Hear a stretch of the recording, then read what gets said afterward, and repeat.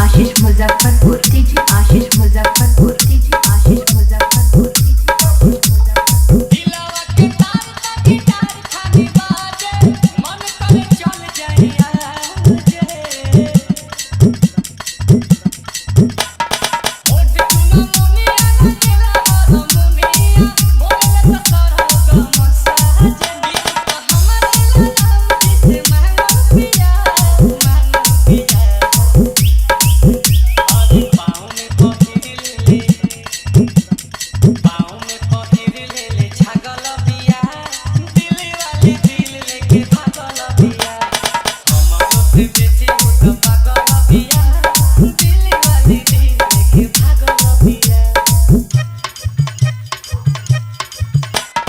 DJ आशीष Muzaffarpur, DJ आशीष Muzaffarpur, DJ आशीष Muzaffarpur, DJ आशीष मुजफ्फरपुर। गंगा जी के पानी खाली रहे उ पवित्र, लागेले होत जैसे हीटर।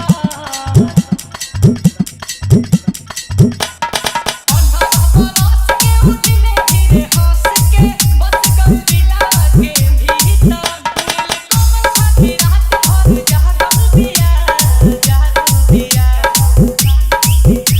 तो दिलवा में फोटो लेखा, तो दिलवा में फोटो लेखा टांगल बिया, दिल वाली दिल लेके भागल बिया।